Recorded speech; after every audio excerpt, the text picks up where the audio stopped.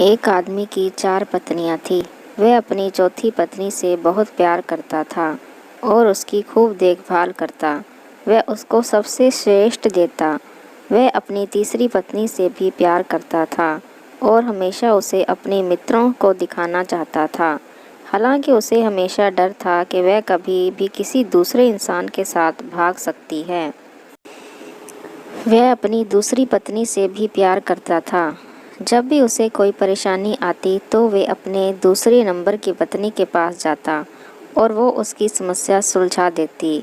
वह अपनी पहली पत्नी से प्यार नहीं करता था, जबकि पत्नी उससे बेहद बहुत गहरा प्यार करती थी और उसकी खूब देखभाल करती।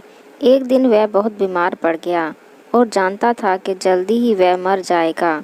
उसने अपने आप से कहा, मेरी 4 पत्नियां हैं, उनमें से मैं एक को अपने साथ ले जाता हूँ। जब मैं मरूं तो वह मरने में मेरा साथ दे। तब उसने चौथी पत्नी से अपने साथ आने को कहा, तो वह बोली, नहीं, ऐसा तो हो ही नहीं सकता, और चली गई। उसने तीसरी पत्नी से पूछा तो वह बोली कि ज़िंदगी बहुत अच्छी है यहाँ। जब तुम मरोगे तो मैं दूसरी शादी कर लूँगी।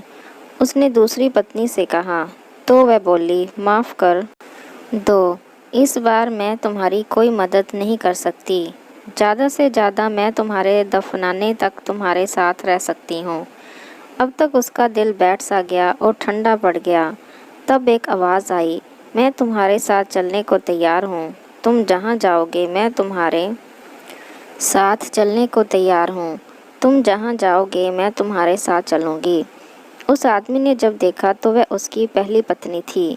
वह बहुत बीमार सी हो गई थी। खाने पीने के अभाव में वह आदमी पश्चाताप के आंसू के साथ बोला, मुझे तुम्हारी अच्छी देखभाल करनी चाहिए थी और मैं कर सकता था। दरअसल हम सबकी 4 पत्नियां हैं जीवन में। एक चौथी पत्नी हमारा शरीर है। हम चाहे जितना सजा लें संवार लें, पर जब हम मरेंगे तो ये हमारा साथ छोड़ देगा। 2 तीसरी पत्नी है हमारी जमा पूंजी रुतबा। जब हम मरेंगे तो ये दूसरों के पास चले जाएंगे। 3 दूसरी पत्नी है हमारे दोस्त व रिश्तेदार। चाहे वे कितने भी करीबी क्यों ना हो हमारे जीवन काल में, पर मरने के बाद हद से हद वे हमारे अंतिम संस्कार तक साथ रहते हैं। 4 पहली पत्नी हमारी आत्मा है, जो सांसारिक मोह माया में हमेशा उपेक्षित रहती है। यही वह चीज़ है जो हमारे साथ रहती है जहाँ भी हम जाएं। कुछ देना है तो इसे दो, देखभाल करनी है तो इसकी करो, प्यार करना है तो इससे करो।